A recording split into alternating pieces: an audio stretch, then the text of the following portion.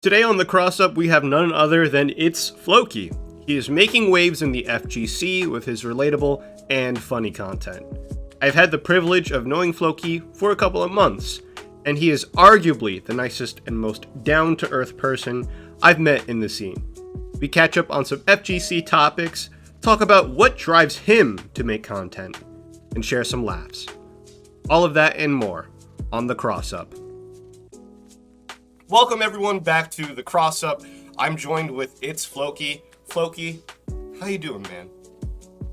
God, when I got the call to be on this podcast, I was like, wait, I'm here. This is the time, but no, I'm tired. But it's a good day. I got my water, stay hydrated out in these streets, folks, and I'm just really happy to get into some questions with Lumi. Lumi's been a great friend, so it's nice to have this opportunity.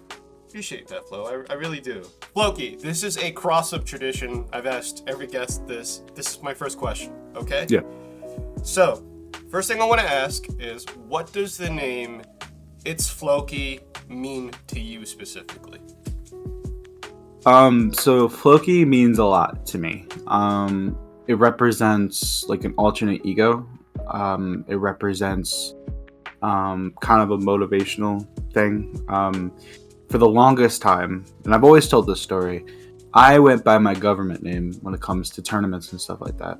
And when Dragon Ball came out, I was like, I'm gonna rebrand. I think it's time. And when me and a couple of my friends, shout outs to Drizzen, from Connecticut, he was like Flokey, and I was like, done. It just stuck. And then, it just represents coming over hardship for me, motivation, and just overall just love. Like ever since I have this name now, I just feel like I am in an opportunity left and right, and I have a really big opportunity just to make an impact on the community, and like I've had that, and I just think it's just like like how Batman, like Bruce Wayne, have an alternate ego, but Bruce Wayne fights crime. Mm-hmm. I technically guess fight crime inside fighting games, and I mix people up, I guess. I guess You definitely kick some butt, that's for sure. so. It's just there's a lot to it. It was just I love it so much. That's awesome. I actually want to dig deep, a little deeper into, what we mean by sort of the whole Flokey versus who you are as a person. Yeah. How do you feel Flokey is like sort of different when you put on the mask, per se, if we're using the Batman analogy here? Yeah. How do you feel when you put on that mask, if it is a mask at all? Honestly, when I start going, when Flokey does come out, Flokey is someone that is super sociable, is super out there with so many people, and like tries to do his best in the community, to do his part. It feels like now I'm in a situation where it's so incredible that like people would come up to me about it, and I'm just like, what? But yeah, no, the difference between Flokey and my actual name is that you get to see a side of me that's more, I think it's more extroverted, because I'm typically an introverted person. Okay. I don't really tell people that. Like, I'm a very introverted person, like when I'm home and stuff like that. But like, I'm trying to always have that persona of Flokey with me at all times. So it's like I've been trying to do my best to like make sure I'm more like that. But yeah, no, like Flokey is just always just doing something. He's always working on a project. He's always working on something new in the lab. He's always doing something. Absolutely. I can never keep up. I can never sometimes keep up with him. So sometimes Mike gets a little stressed, but sure. I think at the end of the day, I think it works out. I guess this leads into my next question perfectly. Do you feel like you're at home when you're talking with FGC and when you're interacting with this community in particular? Oh, 100%. So I've been in the fighting game community. In February, I started playing Marvel 3 Vanilla when it came out. So we're talking 2011. So I'm actually coming up on 11 years, on and off. Wow. So I went through high school in the fighting game community. I went through college within the fighting game community. I took a little bit of a break between I think I took a year break between like Street Fighter 5 and like MVCI because I didn't have a PS4 at the time and stuff like that. And then Dragon Ball came back and I was back in a full swing. There's just been so many people that have made an impact in my life, and I truly owe the entire world to. And like they've helped me kind of give me the foundation I need to kind of continue to grow in my life. I always often refer to like Coach Steve as one of my biggest inspirations. I've known the guy for a while. He's mixed me up in so many games, but the way what he stands for and like something like fight coach fight is something that like, I actually like understand. I mean so he's like a big one, and then everybody like within the Dragon Ball community in New England, so like Young Fish, Kite, Vapors, I can Pumper Jam. There's so many people within that community that like I owe so much to, because like they know me. And then like outside of the content creation side, like Dio, like D3, and like there's so many people within like Shima Twitter. Honestly, like there's so many people within FGC Twitter and now FGC TikTok that I really truly owe like a lot to. So it's just like I'm always at home. I always feel like Flokey is just out and about, and like Mike does appreciate it. I always refer to myself in third person sometimes. I don't know why, just happens. But like it's so cool. It's such a cool feeling. So that's beautiful. That's well said, man. Well said for sure. So I'm curious. You talked about the community here. What do you feel like your role in the community is? If you know. Okay, so this is a good question. One of my good friends outside the community, he knows who he is. He's always referred to me as a support leader. Now what that means to me is that I'll help raise everyone else around me to make the overall experience amazing. Now I might be wrong in that definition, but my role right now, I can define it as, you know, when people go like to like, you know, like in anime, I'm gonna bring this up. You know, like how they have their first like training arc, and then they get better. I'm that first pit stop, and I'm like that. I want to be that like sensei to them. I want to be like, you can ask me anything, and I can help you through it. I've been trying to do that with a lot of people that have been jumping onto TikTok, jumping within the community, just in general. Yeah, mostly TikTok now, because that's been like the thing. Shout outs to Crabo and shout outs to D3 on this. But yeah, no, like I think my biggest role right now is just being a support leader and just helping everybody out in as much way as I can. Been trying to do that now with events coming back too. Like I'm slowly getting myself back in that swing of things too. Been playing a lot. But yeah, no, I think I'm definitely the I don't know how to describe it. Master Roshi. I'm pretty much Roshi. I would without being like the perv. Yeah. I think I'm Roshi or Jiraiya without being the perv. Okay. But Jiraiya is like actually like honestly okay. So I'm gonna get ribbed for this. I played the Storm games, but I never like actually finished watching the show. But Jiraiya is actually one of my favorite characters because what he stands for, and like it's so cool. So, dude, that's I think that's very apparent through sort of the community and how the community pretty much respects you. I think so. For those of you that don't know, fighting game TikTok is buzzing. It's growing big. It is. It really has been grown exponentially over the past like year, essentially. Oh, like, you know what's crazy too? I think I was talking to you and Phil about this. I looked at both of you and I was like, did you expect us to be in this situation like 3 months ago?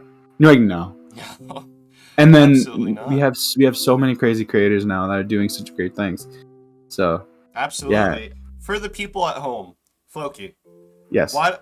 I want you to do your best job. Could you give them a sales pitch on why they should join FGC TikTok? Oh God, like an elevator pitch. Sure, yeah. Oh God. How do? If you like a grassroots home feeling community, it's like when you're when you're going home for dinner and your mom makes the best, like the meal that you love the most, but that's every single time. That's what FGC TikTok is.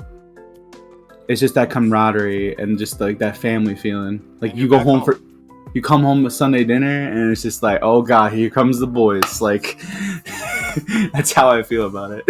100%. Yes, I agree. The community there is very strong. Now, sort of shifting the focus back to you a bit. Yeah. You play a lot of TCG. So oh my I've been god. seeing you over the past year or so. Kind of get into Digimon. I knew you played Magic a little bit as well. Yes.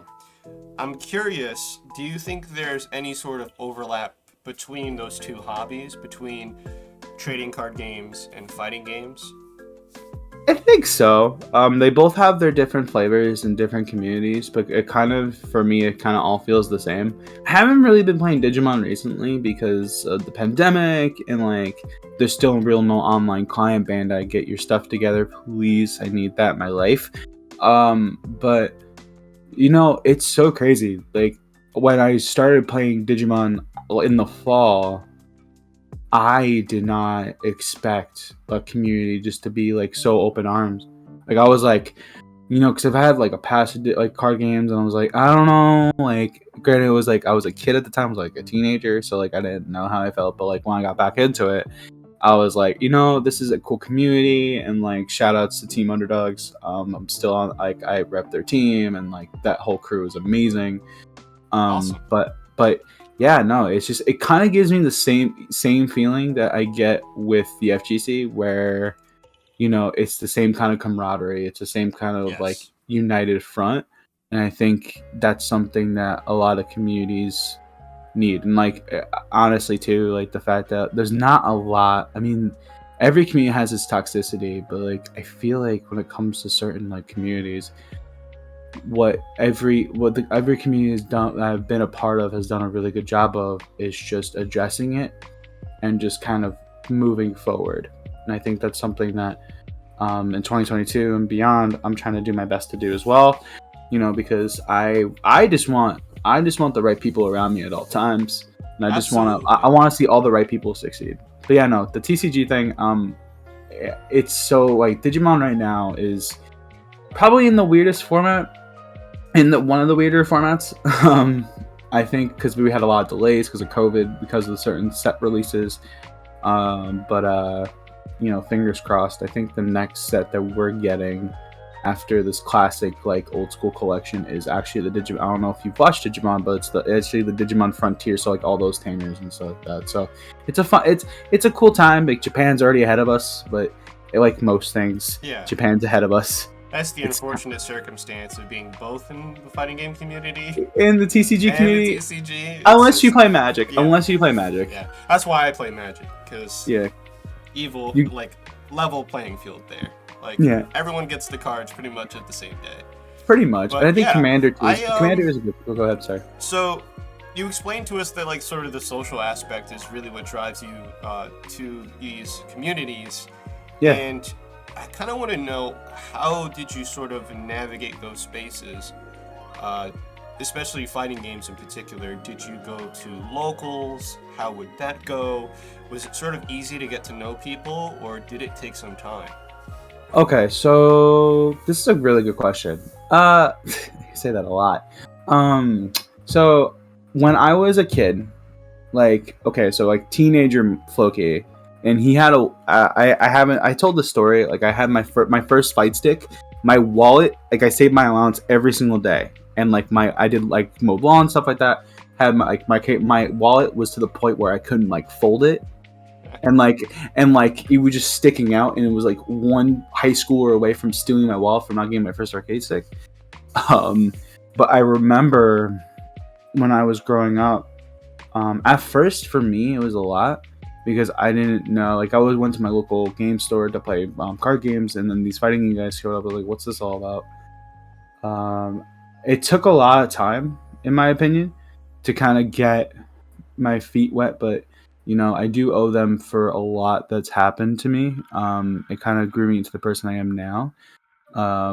It would, I mean, because like the new kid on the block, I didn't really know what I was doing.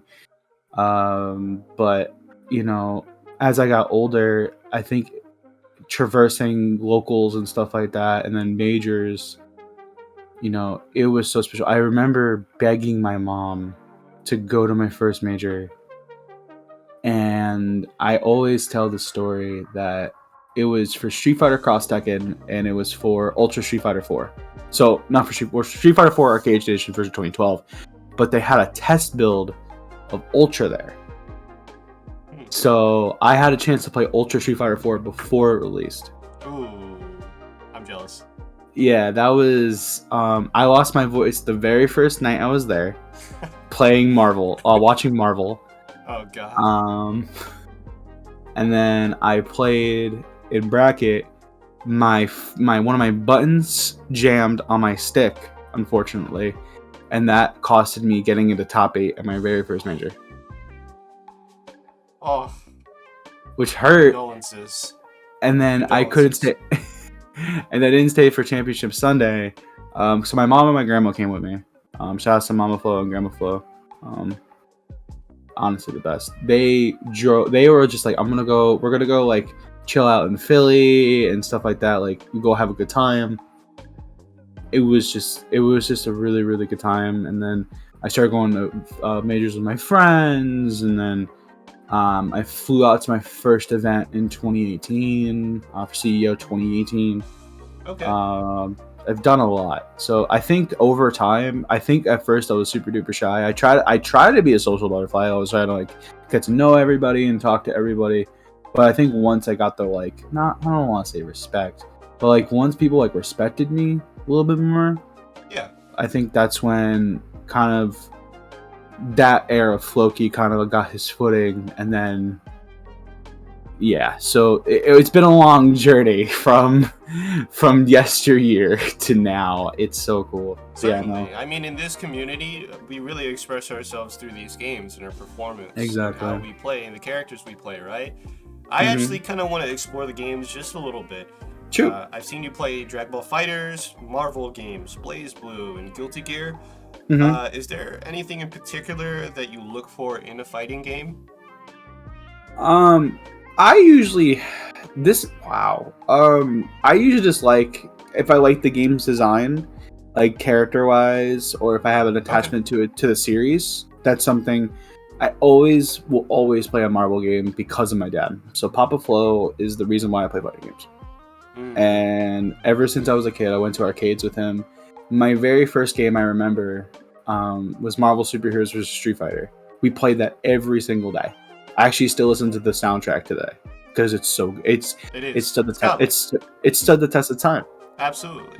Granted, now I found out it's the most broken of the versus games, but I digress. And like we played Marvel 2 in the arcades and stuff like that. So I always will have a heart when it comes to Marvel. Little fun fact: I went 0-2 for all the tournaments I entered for Marvel 3, except one. I made top 8 one time at like a CT regional, and I went 1-2 once.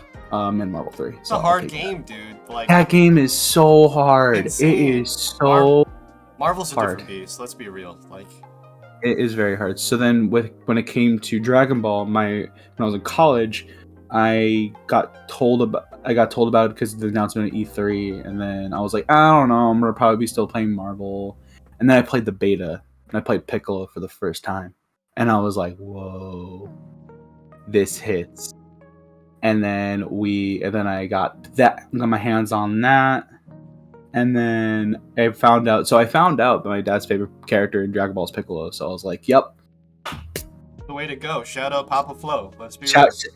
It's like, and then so it feels good that like every time I have Piccolo on the team, it's just like I have a little piece of him. So that's why I never can drop him. So if anybody's asking me drop Piccolo, I physically can't. It's like in my blood not to. Let's see. When it comes to Guilty Gear, Gear was kind of the same thing. I played Rev for a while. I loved that game. I played Biken. I cannot wait for Biken to come out. I was talking to a couple players, and I was like, I really am curious if they're gonna like implement certain things from her Rev kit and maybe her plus R kit. But Anji just spoke to me, Like I loved how Anji played in Plus R. I never played him in Plus R, but I just loved his trailer, loved everything about him, and I was like, "Yep, that's the character I'm playing." So in You Rev, can you played Anji. No. So in Rev I played in Strive I play Anji. Okay. Rev 2 I played Baiken. See, Rev 2 I played Baiken and Soul and Heiyun. It was terrible with in Rev. Plus R I did not play, really. I played Guilty Gear Judgment on the PSP. That game was an RPG type style. Yeah. The side scroller made no sense. I think I beat the game with every single character or something like that. Okay, let's pop see. off. Let's go. I think. But and yeah, then, Strive with Anji in particular. You like the fans, the spin to win. I loved how he gave me a lot of Piccolo vibes in terms of just like his set play and like. Granted, he's like a really watered down version of himself because of how Strive systems ended up. But I think now he's in a really good spot after the last patch. After the Happy Chaos patch. Yes, I agree. And then Blaze Blue. So actually, Blaze Blue was one of the first games I owned on my Xbox 360 with Calamity Trigger. I skipped majority of the series. I watched it. So I've been watching like tournaments since couldn't remember, and I've always loved it. So when I jumped into Blaze Blue Central Fiction a little bit more, I tried it a couple years ago, and I'm like, I know I'm not gonna have time because I have Dragon Ball to worry about. Now with the rollback in there, and I'm like, yep, I'm picking up, playing my game, and just enjoying it. And I'm playing Kagero. That character used to be really, really, really, really, really good, and now he's kind of like he's middle of the road, but he's really, really fun. I can just be stylish and just have a big sword. Big sword, yeah. Big sword, go whoosh. That's the vibe. As they said. But did I just give you a whole discography on top of? Wow, I just gave you a whole history. I think you did. Unintentionally, you didn't even ask me about it. I was like, I guess this is where we are. But that's like perfect. That's how these things go. These things, I just say something and then like 20 minutes later, you're like, what just happened? It's like you black out for a second, and then it's just like, whoa. And I'm just like here waiting, like in my chair, like, oh, welcome back. It's like that. It's like I forget like what series it is. It's like when you like wake up from like for something. It's like, oh, good morning. It's like what? And it's like it's 7:00 at night. I still say that all the time. Like I joke with my dad. Like if he ever falls asleep, I'm like, if I like we have to wake him up for dinner. I'm like, good morning. And he's like, "Oh my god, I hate you," and I'm like, "Yep." But that is full fighting game log. Plus, I mean, that's not even talking about Cross Tekken. Like Cross Tekken, that's a whole other beast. Would you like to talk about Cross Tekken? Sure. If you want me to. So that game, I played that in the Dark Ages. So and it was again another love letter to me and my dad. I remember one day we were talking about it. When we were waiting for my sister out of a swim meet. You're like, it would be cool if Tekken and Street Fighter had a game together and they would play. A million years later, Street Fighter Cross Tekken came out. That game, let's see, almost got top 8 at an event at a major 4. I played against some top players in that. I played against some top players in Dragon Ball. I stood toe to toe with them in that. But yeah, Cross Tekken has a really good place in my heart.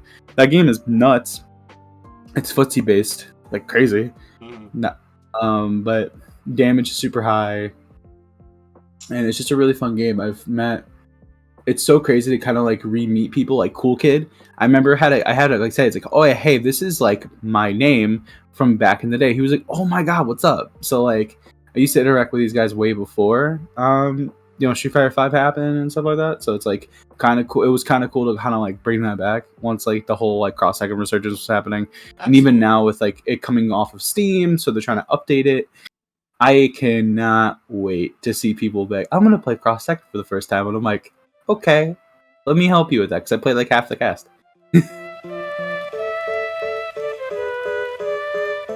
Outside of fighting games, because I know there's a lot of awesome people in that community.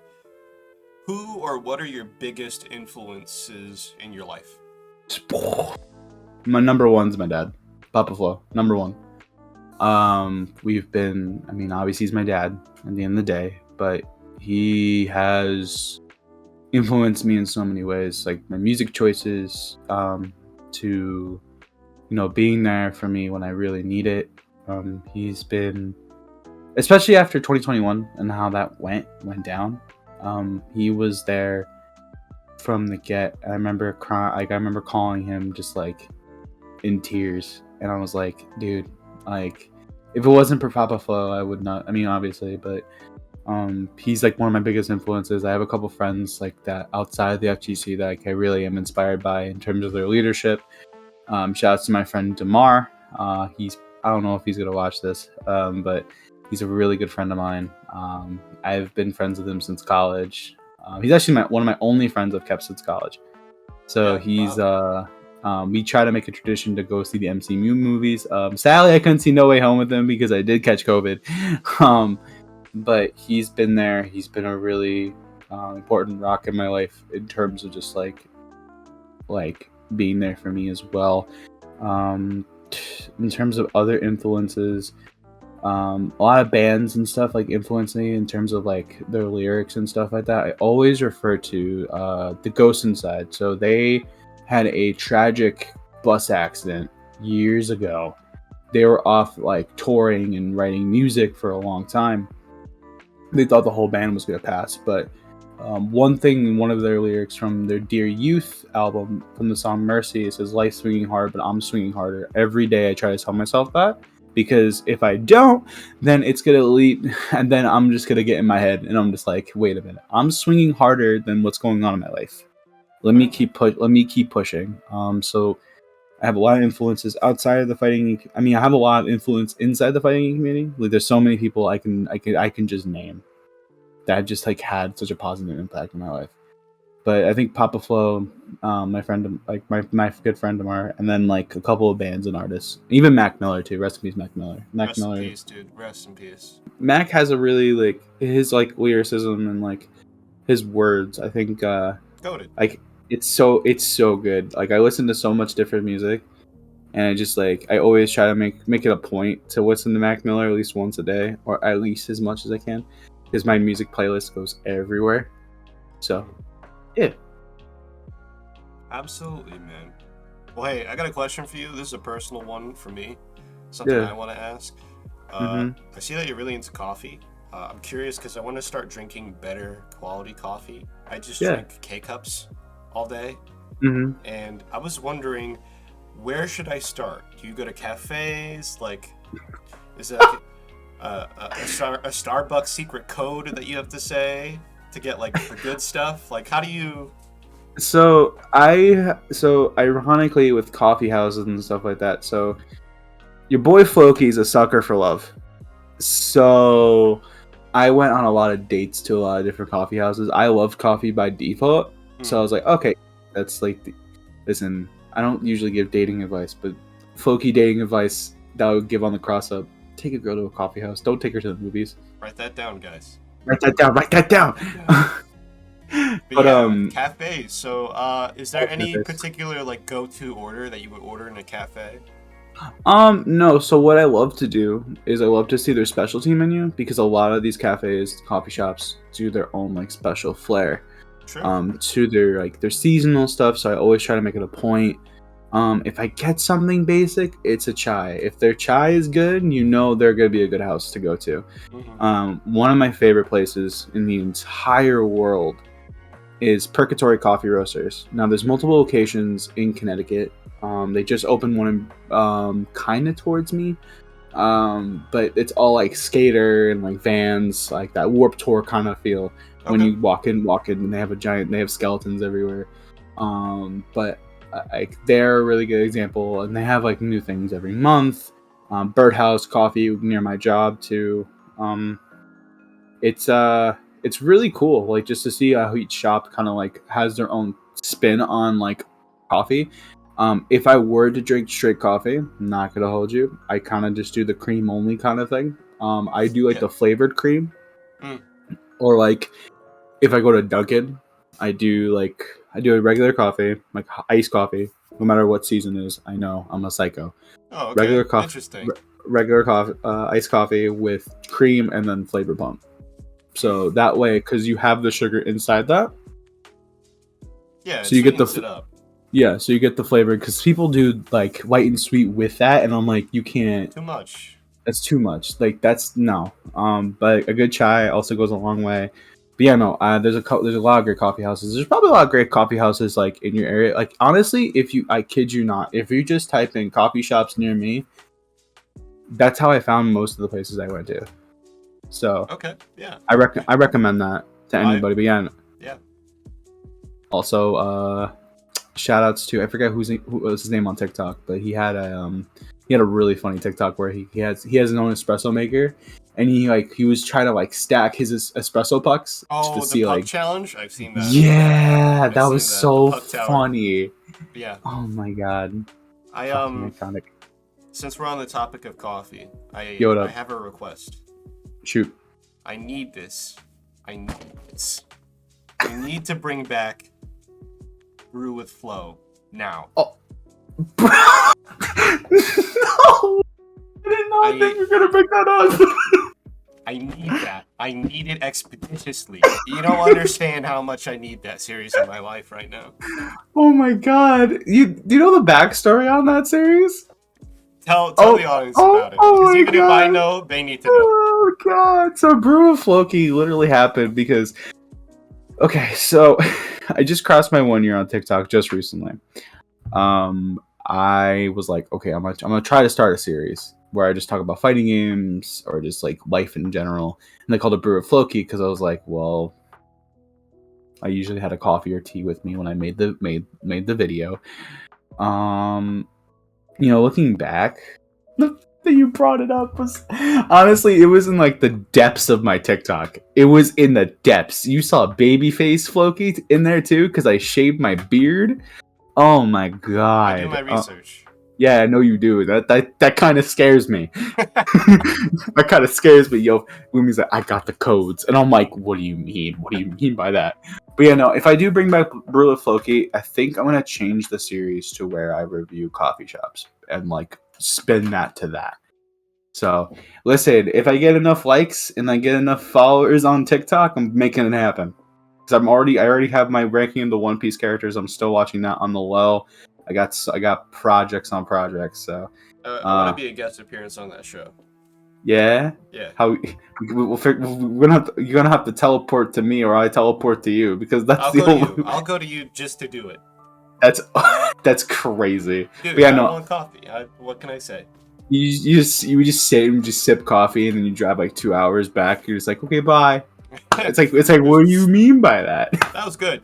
I'm gonna go now. It's like 2 hours later. I'm home. Huh? Exactly. Wow, that was a throwback. Hey, that was a throwback. We need it. The people need it. Okay. Now, God, I know you're super opinionated, and I gotta ask in particular. Yeah. Why is strawberry pie low tier? Why are you bringing it? Did Phil put you up to this? No. Okay, so I hate strawberries, period. That'll explain it. That's literally all I need to hear. Literally all I need to hear. Respectfully, I don't like strawberries, and I don't like pickled cucumbers. I don't like pickles.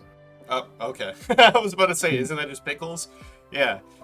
Okay. All right. Yeah. And the pickles for you, that's a texture thing you said? Texture thing. It's so... Yeah. It just doesn't hit. It didn't know. So this is probably the most important question. Yeah. So, do you think my content's good? What kind of question is that? I love your content. Okay. I love your content. You love my content. You think it's good? Yeah. So, I need you to do this right now. I need you to unfollow Phil, of course, to prove your loyalty to me. TikTok or YouTube? TikTok. I did it.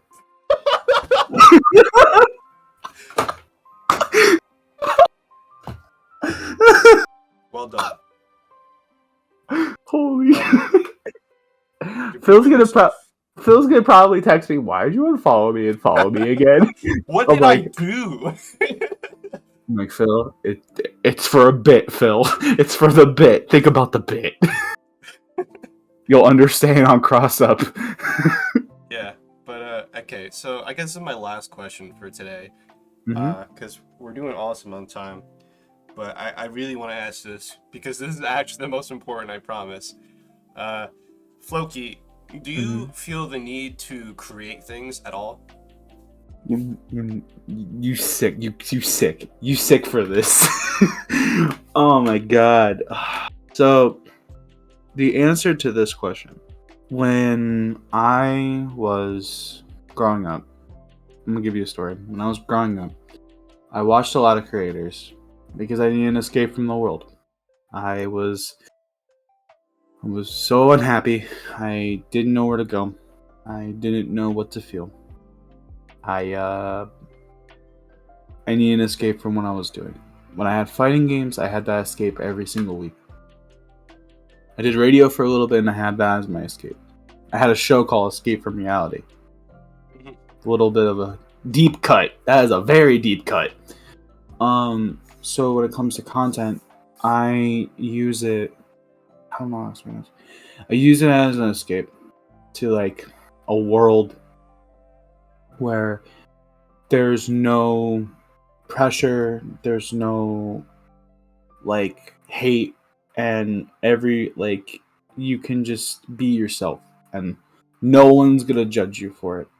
And that's all I want to do with content.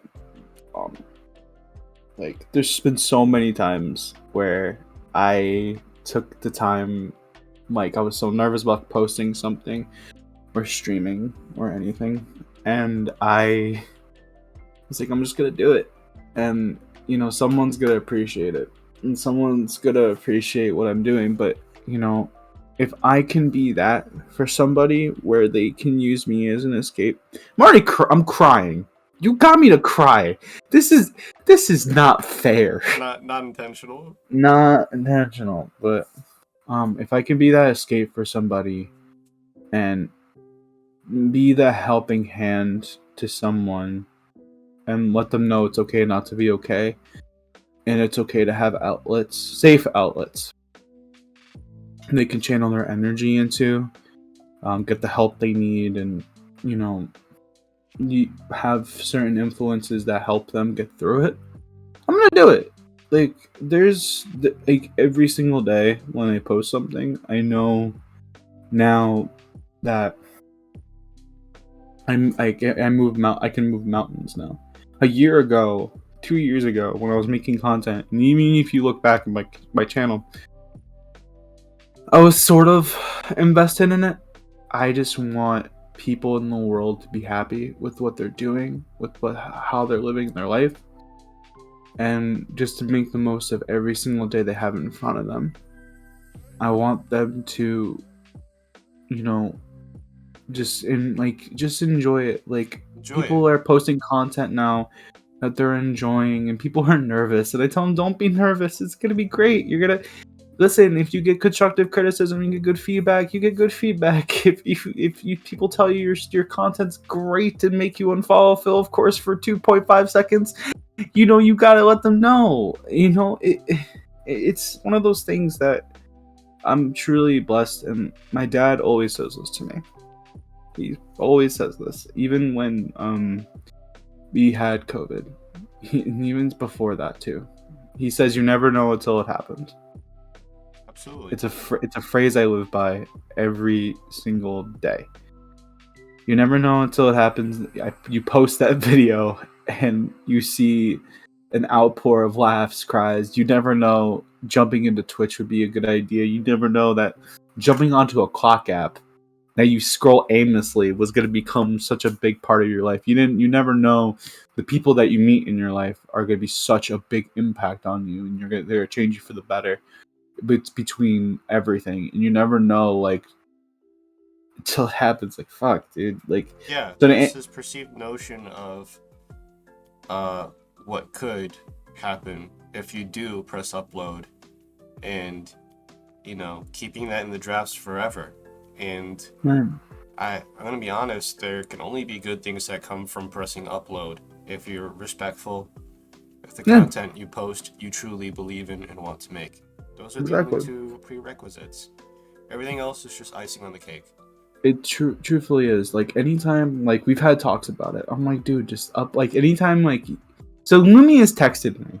I'll be transparent. He has texted me. He's like, yo, Flokey, I think I made the most dope TikTok. I think I've done this. I think I've done that. the level of sheer proud I get from all my, like, and this is with all my friends. I'm just like, it's like the whole trend, like, go little rock star, but, or Pope, technically it's Pope is a rock star, but what I'm saying is that, like, I just want my friends to succeed in whatever they're doing. So anytime I see my friends succeed, I feel like I succeed with them because they are the reason why I push so hard. So to answer your question fully, the reason why I make content, and I feel like I have to make content, it's an escape from me. You never know until it happens, and my friends are truly my motivators. Because anytime I would come to a conclusion, like, I don't know if I should upload this. I know, and shouts to Dr. Blue, Mans is be one of the hardest working people on Dragon Ball and just the FGC in general. He said just upload. Where's it gonna happen? No one likes it? Guys, you heard it here first. Press the button. Press the button. If you don't press the button, I'll say something to you. Yeah. I'll be like, dude, what are you doing? I'll press the button for you. Like we'll press it together. Yeah. Like I just want. I mean, yeah. So.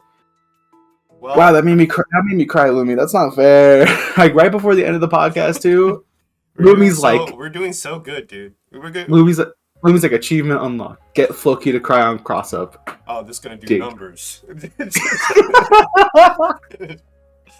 No, but well, I appreciate your time as always. You're always welcome. I love your content. I love what you're doing for the scene, and I really hope you keep it up. So for now, what I want you to do is tell the people where can they find you and what can they expect this year from Flokey. Oh man, so you can guys see me on TikTok, Twitch, and Twitter. All ItsFlokey. I have a YouTube channel I'm trying to upload to. Over time, we'll get back into it. I think I just crossed 300 subscribers. Dope cash money. Awesome. Dope cash money. Keep it a whole 24 slices of bread in the loaf. Anywho, what you guys can expect from me this year is it's 2021 was a lot of growth. 2021 showed me what things can be. In 2022, I'm gonna try to capitalize on it as much as I can. I'm gonna try to move some mountains this year that I never thought I could. You guys gonna get the same old energy, the same outlandish laughs when I'm playing Lethal League. We didn't even talk about that. Oh god. But yeah, if you like fighting games, if you like really weird, crazy combos, a good conversation by a fireplace, good coffee reviews, a little bit of everything. If you want a little bit of everything and more, please check me out. It would mean the world that you came to my channel. And one thing I want to say, none of my followers or subscribers or anything that are like fans. I don't believe in that. What I do believe is that they're my friends. And I want to try to get to know every single one if I can. So if you want, if you love to have a conversation with me, my DMs are open. Love to have you. But yeah, no. I gotta go apparently be a final boss and attempt not to ruin some feelings. Lucky, thank you for your time once again. Appreciate it. It's absolutely a blast. Dude, that feels like I could put it on a resume now. It's like, has been on Crossup podcast and podcast, of course, in the last 6 months. I feel like I'm gonna put that. But yeah, no, I think the Crossup's a little. Let me stop. I don't want to cause beef. No, stop. Let me stop. But Lumi, thank you for having me. Truly, of course. It's an amazing opportunity. Anytime I'm able to like interview and kind of shed a piece of myself into the world, absolutely means a lot. The Crossup's mission here is to share stories in the FGC, and I think your story is extraordinary, and it's a story of growth. And it hasn't ended, it's still going. And I want as many people to turn the pages with you as you can.